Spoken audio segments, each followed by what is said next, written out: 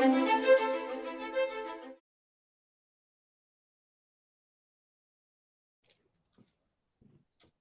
everybody, and welcome to today's BAInsights session, in which we'll be talking about business analysis documentation.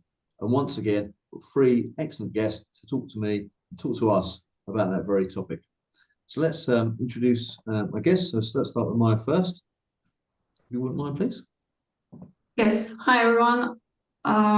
So my name is Maja. Currently, I work as a product manager at IIBA, but during the last, I would say, 10 years, I've been involved in business analysis, working as business analysis professional.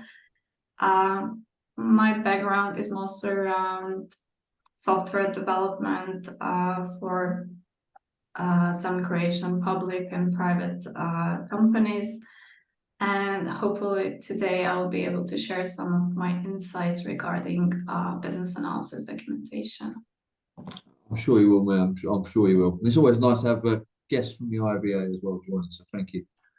Roberto, if you wouldn't mind introducing yourself, please. Sure. Thanks, John. Well, first of all, delighted to be here. Thanks very much for inviting me. So yes, I've been a BA for about 6 years. My career as a BA started in 2018 at Nationwide Builder Society, where I joined a change graduate scheme.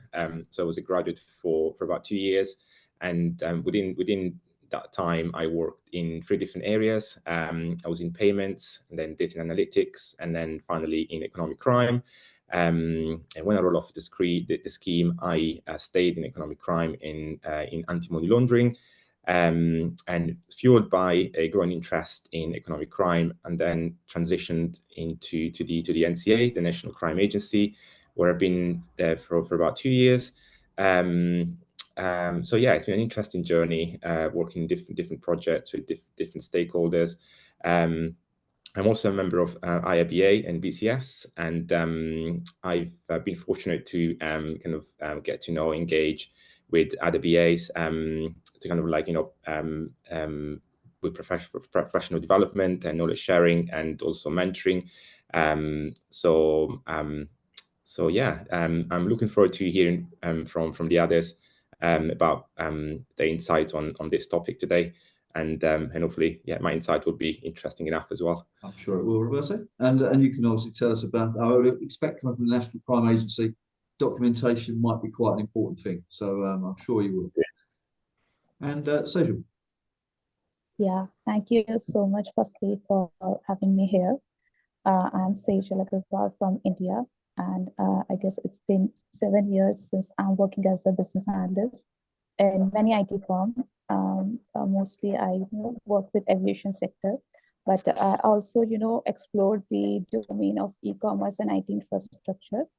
And recently I just switched my organization, and I guess Monday will be my first day for the new organization. I'm pretty much excited.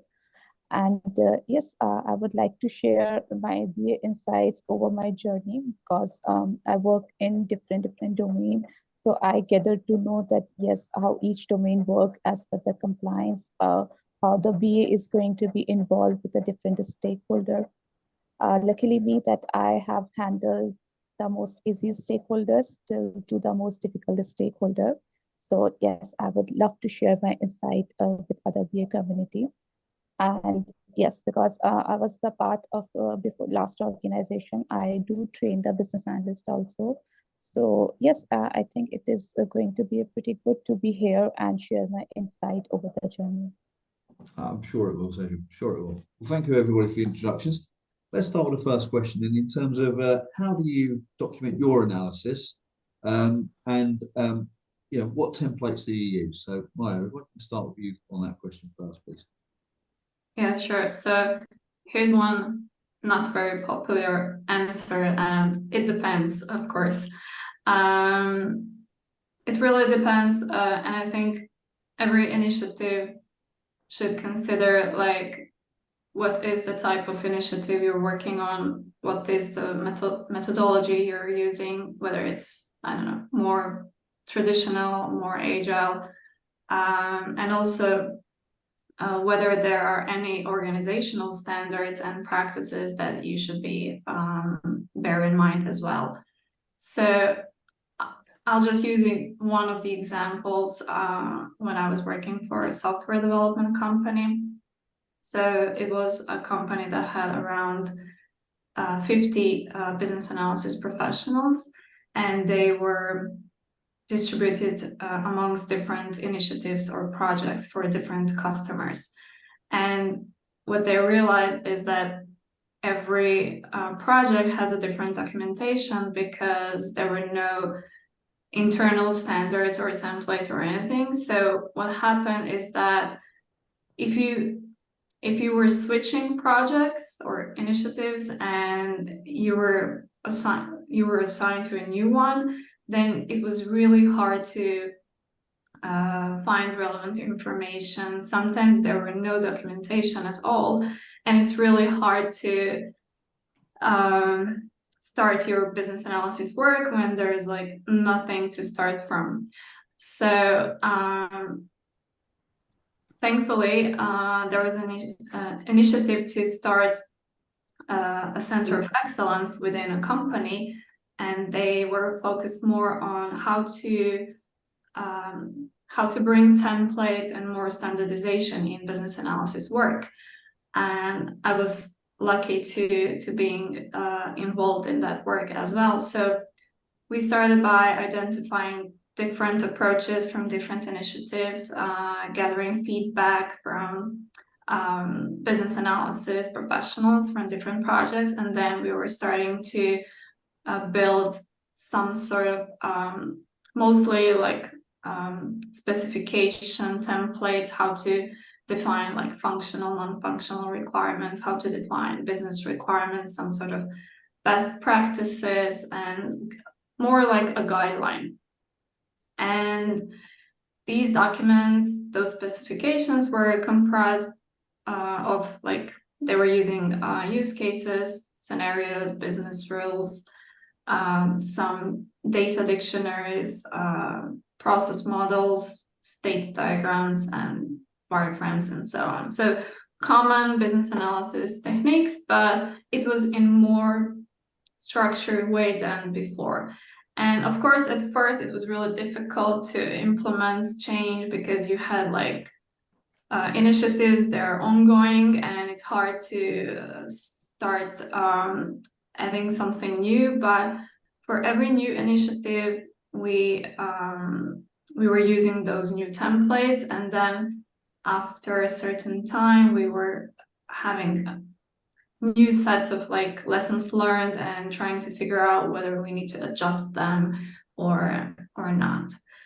So that was one example how what business analysis documentation was used and how. Excellent. And that introduced a few key themes that we'll talk about both now and later on during the session as well. I mean, certainly like lessons learned will be something we'll talk about in a while as well. And it's interesting that depends answer, because I think it's absolutely right, and it's one here quite a lot, but it's nice for people to hear that there isn't just one way to do analysis, there isn't one way to document analysis. In fact, as you was outlining, there's so many different analysis deliverables that they would all have a template at least in their own right. So thank you, brilliant start, Ryan. Thank you, Roberto.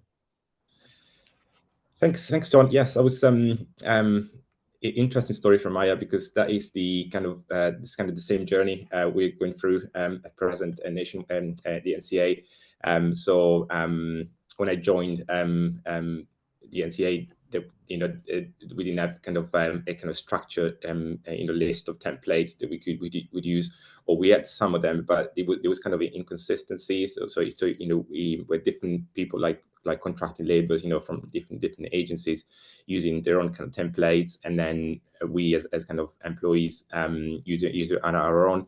But there was kind of a standardization of templates, and that and then it can, as you can imagine, could create confusion for the stakeholders, and then inconsistencies. So So I guess some of the work I've been doing with IIBAs is to kind of build the foundation of the Center of Excellence, and then start looking at templates and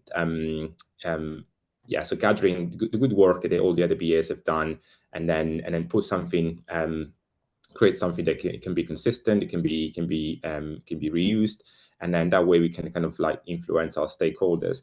So I guess in terms of like the approach that I follow, so as Maja was saying, it just depends.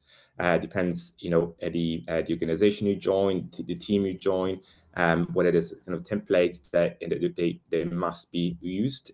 Some companies, they have kind of their own templates, and we are kind of required to use them. Although I do think we kind of need to be kind of open to kind of challenge them, and then propose kind of like better ways of documenting our analysis.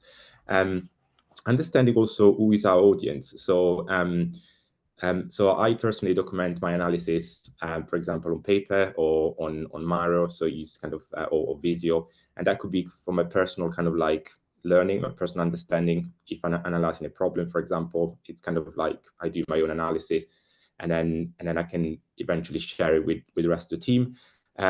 Versus an analysis that can be shared across the team, across so the area where I work. So I guess it depends. The approach can be different depending on the audience we might preparing the analysis for. And then the other thing I consider in the approach is why. So why produce such documentation? Why is it required? Is it because it will serve kind of a purpose? It will kind of, for example, if I need to write a business case, that will kind of instigate decision making, conversation across stakeholders on kind of options to consider, for example, improving a system or introducing a new system, and also making sure that if I produce something, we as a team will have to do something with it, rather than just like producing something for the sake of it. So always having a purpose, always having a why I'm producing something. And I guess templates can be very useful because they again provide consistency. They can provide support, especially for new joiners. When I joined nationwide, so there was some kind of a good structural templates kind of helped me to kind of speed up the analysis documentation, so they can provide some support, consistency, confidence as well. And there's a variety of templates sometimes out there outside the organization that I look for. So for example, LinkedIn or also the BCS books. There's a variety of templates out there that sometimes I kind of suggest to my team that we can kind of like consider. And then the second part of the question, what templates do I use?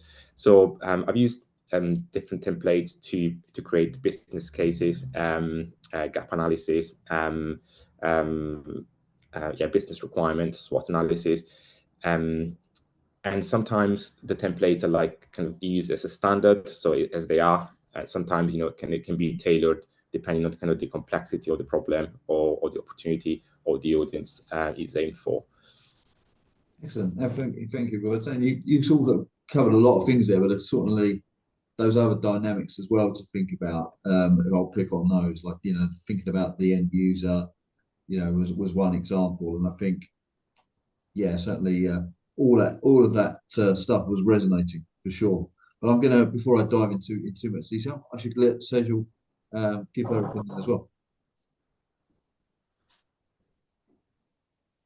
Yeah, am I audible, right? Sure. Yeah, over to you, Sejal. Yeah. I'm right. So yes, most of the pointers are covered by both of them, and like Mia said, that was a very excellent way to see that to do the document analysis. It highly depends that yes, which organization and which industry we are coming from, and we are working for as a business analyst. So based on my understanding, documentation always start with the a thorough knowledge of the domain, that what kind of business modules are there, they are going to be used, and what kind of approach the particular organization is doing. the methodology and approach might be different based on the industry to industry. And even after the industry, it will break down on the areas, because each industries, have a different kind of department. And to do the document analysis, it is highly dependent which, being a business analyst, which area, which department I'm a part of. If we are the part of the, might be the, we can say the revenue, the documentation are going to be more involved from the, based on the perspective of the numbers, which I need to show.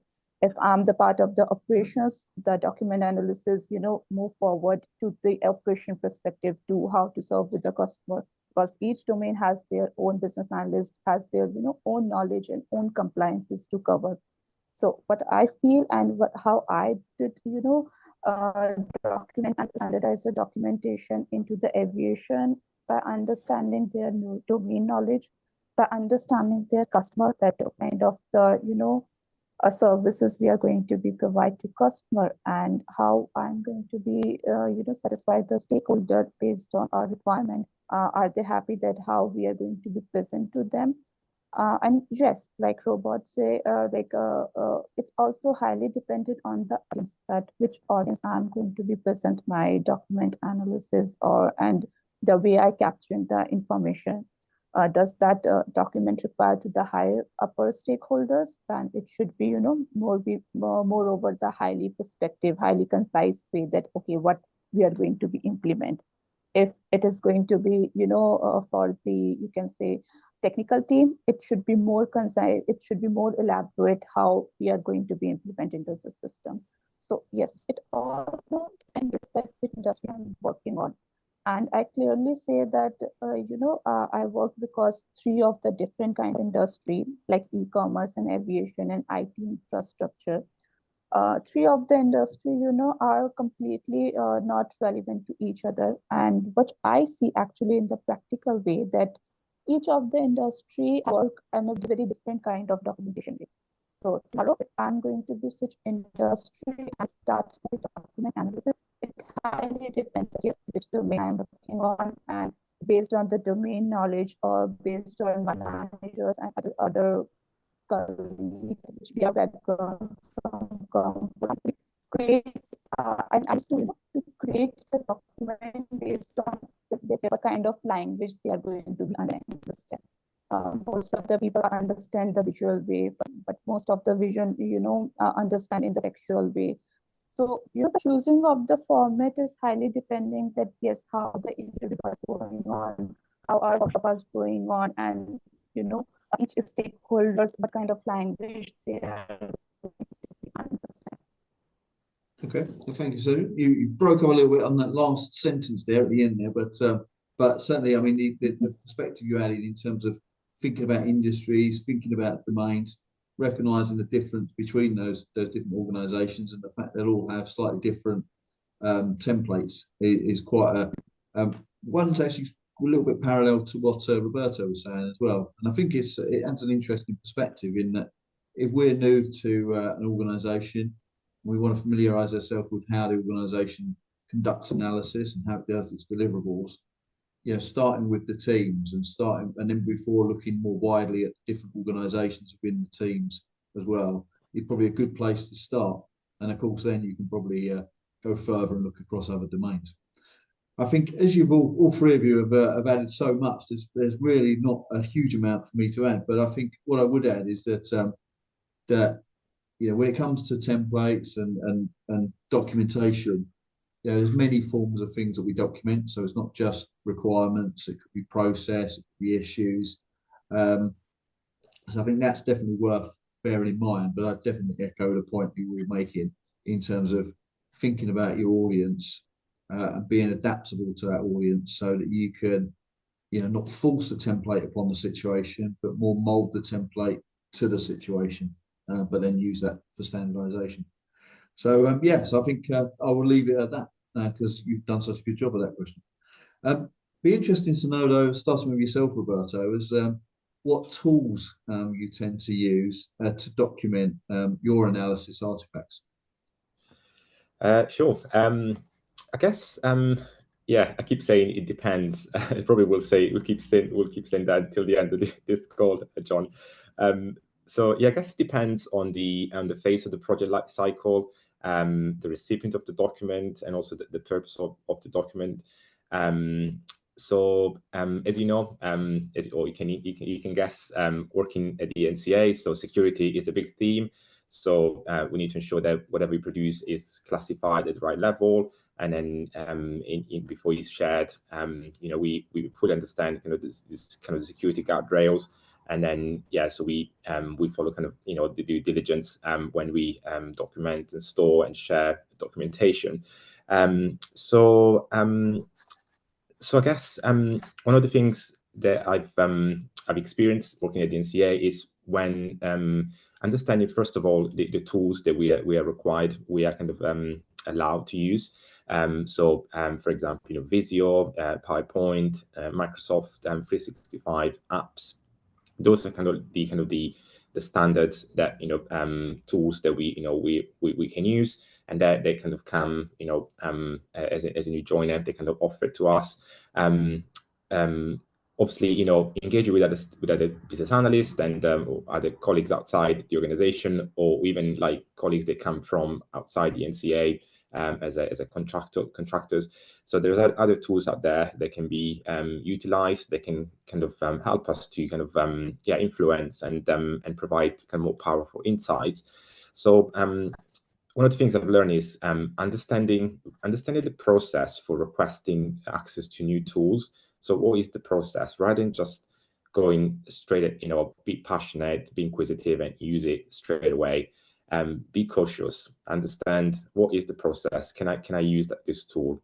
What is the process for requesting access to it? Can I request it? What are the stakeholders I need to engage with? What are the efforts required to gain access to those tools? So, for example, Miro is a very good tool that can be used for process mapping or data flows or root cause analysis. Is a really good tool.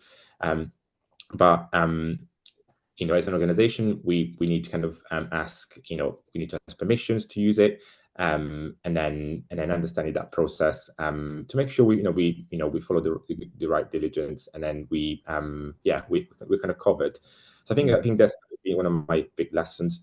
The tools I've used, for depending on the outputs. So for process modeling, I've used Visio and Miro. For requirements documentation, Excel has been pretty good. We also have Jira, which is as Maja was saying earlier, when we're working in an agile way. So Jira is a good tool for documenting requirements and acceptance criteria, and then kind of having that kind of visibility of the requirements, and for all the Scrum events. Data analysis tools, so I've used Excel, Power BI, and then collaboration tools. I've used Confluence, Slack, Microsoft Teams, whiteboards, and PowerPoint. I think it depends what kind of document I'm producing, who are the recipients, and then two things I would like to add is when I produce my documentation is be flexible. So consider all the tools available out there, which are the best tools for the analysis, and also look for innovative ways to make an impact. Visual thinking is a good one. I did a kind of a short training on how to sketch. So I had to create a process map, but kind of using the sketches like drawing. And so be flexible and or be open to kind of alternative ways to kind of influence and make an impact. Makes sense. Yeah, absolutely. Thank you very much. Sejal? Yeah, what will be the views on the tools that you use? So most of the tools are the industry specific also, that different organizations have their own inbuilt tool because they are not allowed, because they are purchased module, and they would like to incorporate into the industry and what as well. But yes, Microsoft is one of the tool which is widely used into the industry, which also mentioned by Robert. But yes, and Jira and Confluence is also the tool that which is the highly you can say, in trendy into the market, since we are adapting more towards the agile methodology.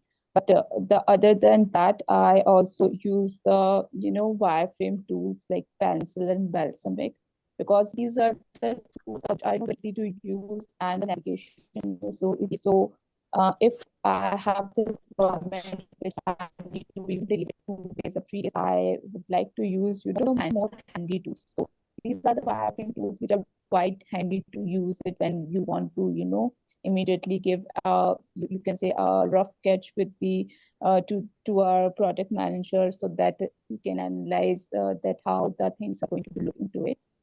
So these are the just available in market for free. They need to be incorporated separately. But as such, nowadays there is a one documentation highly limited tool which is from the AI based. It's called Document 360 tool. And I guess this is a tool which is going to be So you'll just pause there, but certainly covered a few tools there, including thinking about wireframing. I think she was about to talk about traceability as well. So if she comes back, then or when she unpauses, then we can hear a bit more from Sejal. Maja, what tools do you tend to use, please? Well, I always say that my favorite tool is paper and pen. And I think every business analysis starts with some notes or drawings or some ideas and discussions. So that's why I always say, whether it's like we have now digital notebooks and everything, but it's still like the essence is to write, to think about it, to have discussions, brainstorming, and then when you're confident enough that you have enough understanding of the topic, then you can start transforming those notes into something more structured than the notes. But apart from every other standard tools like Microsoft, of course, and others, I always like to, the biggest criteria for me for any tool is whether it's easy to use and whether it's serving the need I have for that tool, because you don't want to spend so much time into, I don't know, for example, modeling the process and playing with the tool. You need to be efficient as you can be. So every easy to use tool is a good tool, and it should always be helping you with your business analysis work.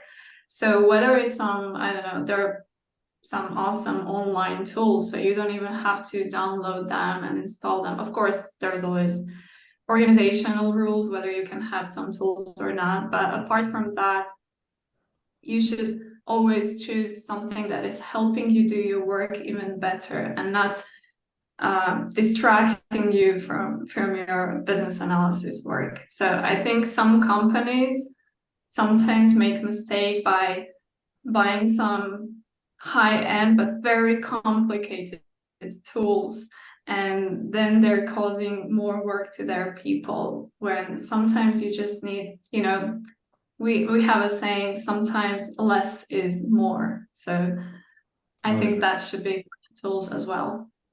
I would agree, and it's good that you mentioned the pen and paper, because quite often, that's the most effective tool to when we're interacting with individuals, to recall what we're hearing in a way that's not going to impact that interaction. Because certainly what we don't want to do is sort of midway through conversations ask our stakeholders to take a pause while we record the information that we're hearing, or start to tap into a modeling tool. It's far easier, I find, to try and use a tool that is helpful in that process as well, to the point you made. And I think, you've definitely all touched on many of the things that I had noted down before. Sejal, back now, you paused a little bit, Sejal, but it was nice to hear from you in terms of wireframing and traceability as well. So certainly they're two important aspects to document. I think tools that I've seen and used at different places in the past, on top of those that you've mentioned as well, there are requirements management tools out there that can be quite helpful, so, and they can certainly help make sure we capture the consistent level of attributes, so tools like Jammer would be an example of that. But similarly, process tools and modeling tools as well. So things like Spark's Enterprise Architect or Blueworks from IBM. There's a number of tools like that that just allow a little bit of consistency with the way that we're modeling as well. So I think they're important points I would add. But once again, you've done a great job of answering without me, which is fine. So there we go. So let's double back to the last question that we asked in terms of recommended best practice for effective BA documentation. Now I wonder, Maja, well, we will ask you that question. Sure. So I've seen many business analysis documentation, and they were like, "Oh, I've used a template, so it's probably good." And that's the common mistake, because just because you're using the template doesn't mean that it's a quality documentation, because you just applied some sort of structure to it. So you should, when producing business analysis documentation, first of all, you should start with thinking, who is it for? Why are you producing this documentation? Don't just write it just to have it so that you can, I don't know, show it to your boss. Yes, I wrote that. So checked. And then when you know what is the purpose of that documentation and who is it for, it will be easier for you to decide on the structure of that documentation, whether it's going to be one document, more documents, whether are you're going to use some visuals or other techniques. It really depends. But and even if you do have a template, that's a good guideline. But you should always think, is there something I need to adjust in that template to make it more I don't know, understandable, or I don't know, complete or something? Because sometimes they were like, I didn't know where to put, for example, business rules because it wasn't in the template. So you should always think, okay, what do I need? Where do I need to add that? Where does it make the most sense to perhaps add some new information, or vice versa? If perhaps there's some part of template that you don't need to write in this initiative, because that's fine too. So some general good practices, I would say you should always have a clear structure, be consistent, use clear language, and make sure it's unambiguous. So also, if you're using any techniques, make sure that you're using them appropriately, like using the right notations, using the right standards. Also, I've seen this a lot, and I have to say this: don't write essays. So it's really hard to read something that is like, I don't know, 5 full pages of text without any structure. So don't do that. Don't try to put everything in one document. Break it down in some logical way, of course. Use as much visuals as you can use. So, for example, it could be, if we're talking about processes, you can use a process diagram and then short explanation of the steps instead of like 5 pages of text explaining the process. Avoid redundancy in documentation. Use references whenever you can. And most documentation, I notice, you write it and then you're done. But don't forget about verification and validation of that documentation, because verification will help you to know that this is a good document in terms of quality. It has it's applying the standards, it's according to, I don't know, organizational practices and sort of things. But and also validation will help you to confirm that with your stakeholders that you have understood them correctly, and this is what, I don't know if we're talking about software, yes, this is what they were asking for. So I don't know, I think those are the most important tips for creating effective documentation. Yeah, I would agree. There's plenty of good tips there for sure, Maja. Thank you very much. Roberto. Yeah, thanks. Yeah, I guess I mean I've written down some stuff. To plan for this meeting, and yeah, so most of the things that Maja said are written here in front of me. So yeah, I would agree with everything that Maja has just said. So I mean, I guess the had a few other things I would like to add. Back to the point I was making earlier. So understanding who's the documentation is for. So who is the audience? Is it for my own personal kind of analysis? So can I use, pen and paper? Can I be, how, can I, how detailed do I need to be? Is it for my own purpose, or, I don't have to think about too much about detail, or, the right spelling, things like that. So, versus if it's something that need to be shared with a stakeholder, somebody, for example, is very senior. So what level of detail, attention I need to bring to that document. So yeah, understanding who is my audience. Are they technical? Are they non-technical? So if I'm producing a data flow, for example, if I need to document some systems and software, so I need to be technical, because I need kind of the validation, the verification of an engineer, somebody really techy. Or if I need to submit that information to somebody senior, somebody that's not techy, how do I kind of implement and complement that data flow with kind of comments, kind of explanations of the steps in that process. Again, if it's somebody really senior, so they don't have much time to read information. We have done some amazing analysis that is like 20 pages long and is very detailed, very accurate, but will our senior stakeholder, kind of have time to read that? So how do we kind of translate all the information in one slide, so they can, open the document, just everything is one slide, and then that can kind of instigate conversation. And we've got that backup information that we can use to kind of answer the questions and kind of be if we're challenged, we have that information there. But yeah, using just be prepared to kind of be flexible and kind of tailor the information based on the audience. Yeah, a few other bits I'd like to add. So yeah, keep the information up to date. So when I produce something, make sure it's up to date. And if it's something in progress, making sure that it's kind of is stated there. So whoever kind of opens the document, kind of knows where at what stage that document is.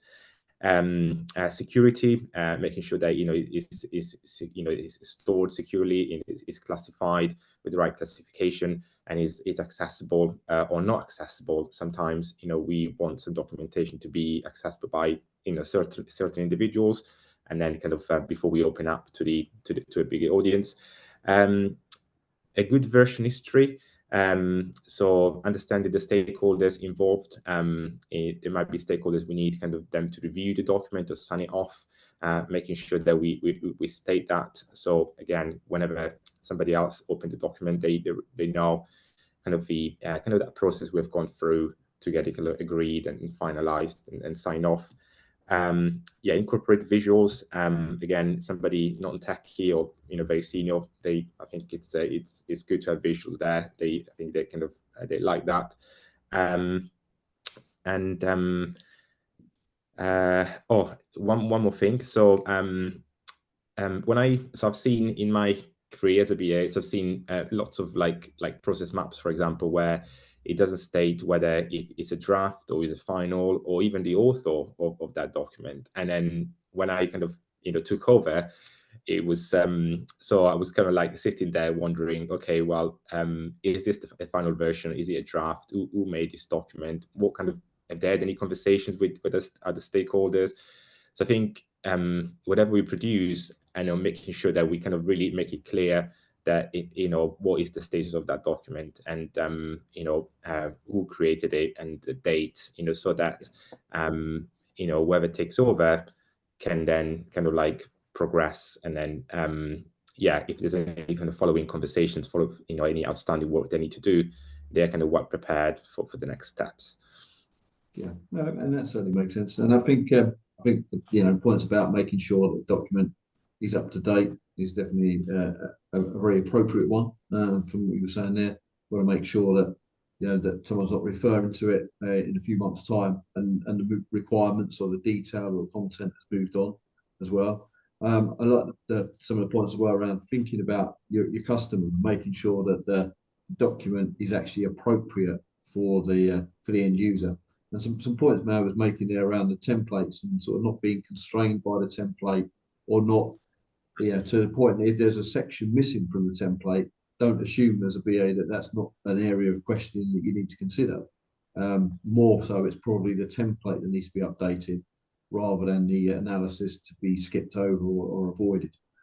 So it's certainly something that we need to bake into our best practice, I think. And I think that best practice for me is being able to recognise, based on what the experience of the team and the organisation is, try and give some guidance on what these templates could include. But it probably also requires some guidance on how to use the template and how to improve the template as well. I think other points, or one other point that springs to mind as well around the best practice, it really just goes back to user experience, and just thinking about always the experience of the consumers of your documentation. So whether it's development teams, business stakeholders, I know a few of you made a point about different levels of stakeholders. That's certainly important. But how can we help different levels of individuals with different focuses get to the point they need to look at in their document? Because not everybody needs to read every word in a document or every section. How can we help them navigate to it? Yeah, that's certainly something to think about from a best practice perspective, I would say. But plenty to learn anyway, I'm sure, on best practice for how we document our analysis artifacts. I feel like as well, as you've both been answering that point around best practice, you were definitely touching as well on some key challenges that presumably we're overcoming through these best practices. So perhaps we won't go into that in much more detail, but perhaps instead we'll think about, and I'd like to hear your opinion, perhaps starting with you first, Roberto, on how you can ensure that the analysis documentation you're putting together continues to meet the needs of the consumers of that document. Yeah, sure. I mean, I would say define the purpose of it, and then the scope. So what is the scope of the document? So be very clear on, if we're being kind of like asked to produce a document or complete the template. So making sure that we're really clear on the scope, and then so that kind of saves us time to kind of document things that are not relevant for our documents. Clearly outline the why a documentation needs to exist, and then what it aims to achieve. So ensure that that the target audience, the requirements and the specific information is all they need. I would say collaboration is really key. I think writing document is not a solo activity. So whenever I write something, I cannot keep it as a kind of like a requirement, kind of like do that kind of peer review with my colleagues, with my team, and sometimes it could be useful, it could be beneficial to find somebody that is external to the area where I am, so they have that kind of clear kind of objective view. And because it might be that, for example, if I produce a process map, the colleagues near me, they are kind of knowledgeable, kind of aware and understand that process very well, so their view might be kind of like influenced by their knowledge. So I think finding somebody external to the team, and they can kind of provide their own kind of view, and making sure anything kind of important and relevant is not been missed. Using various channels. So yeah, be open to kind of use the best channels for them. So for example, we we work from home most of our times these days. So making sure that we can kind of influence our stakeholders online. We can use tools that can be shared on the screen. That can be easily, we can navigate through those documents easily, and then we can tell a story online as well as if we were in a room where we can use our kind of body language to influence. So how do we influence online? What are the best tools that we can use? And I would say, yeah, seek external feedback. So sometimes we need to have that feedback to make sure that everything we've documented is kind of like kind of aligned to what it was expected and what it was requested, and then what improvements can we make? How do we kind of make that document kind of how do we collect those feedback, and then we translate that into kind of improvements, and then the other thing is ensure it's accessible at all times. So we produce something, we might have spent months to produce something, and then we need to make sure that it's accessible. And again, there's a good version history. There's kind of a good clear definition of the status of the document, whether it's in draft or it's a final version. So I think that's all that comes to mind. And Maja? Well, I think Roberto covered a lot of things already. A few thoughts from my side would be, I guess, don't try to fit everything into a single view. So you cannot, I don't know, create one document and then distribute it to every single one included in the initiative. And instead, try to think, as Roberto said, like, what's the purpose of the document? Who's the target audience? And also, like, for example, I don't know, business executives, they're probably too busy to review all the details, and they're not even interested into that. They're interested into, like, what are the goals? What will be included in the, like, what is the scope, high level scope of the solution, how it will be delivered, or when, whether it's going to be in I don't know, in phases or at once. So key information is probably something they would be interested in.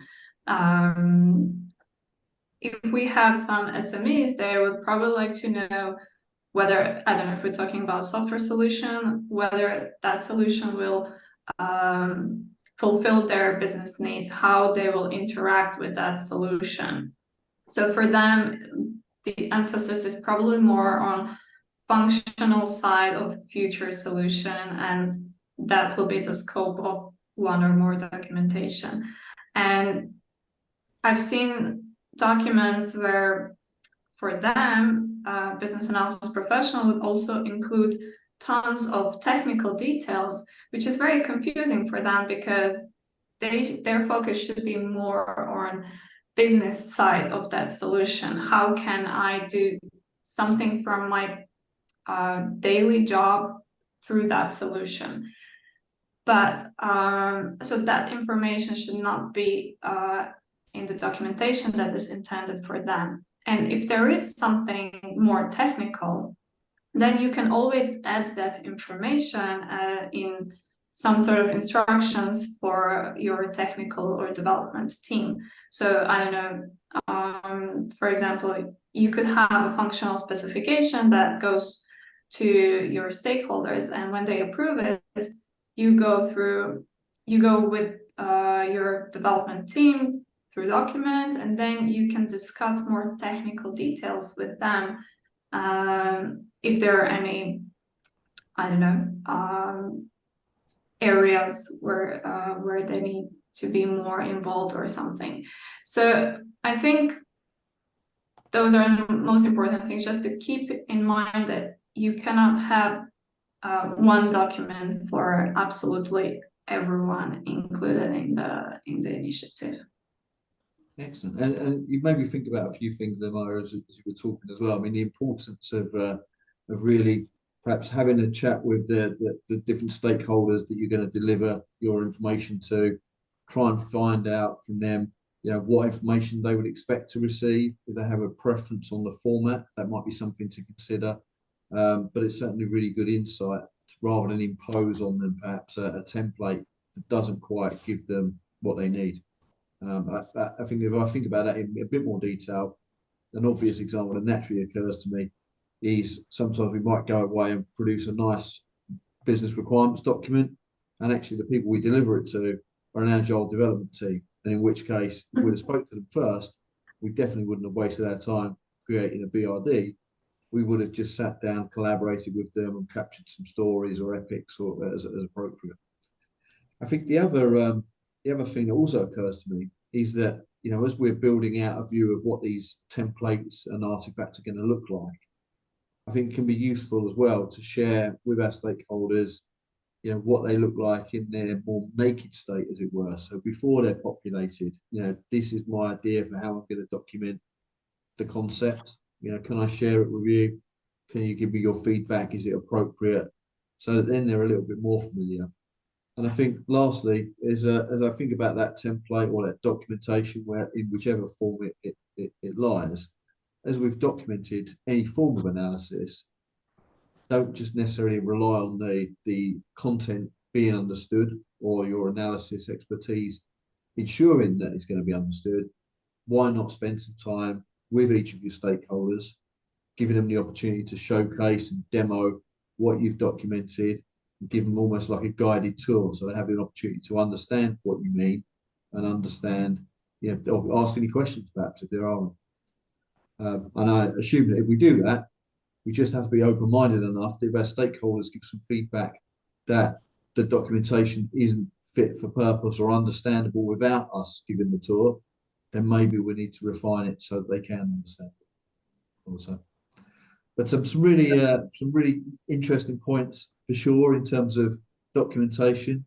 Commencing on with how we document, why we do it, some pitfalls, some best practice as well interspersed in there.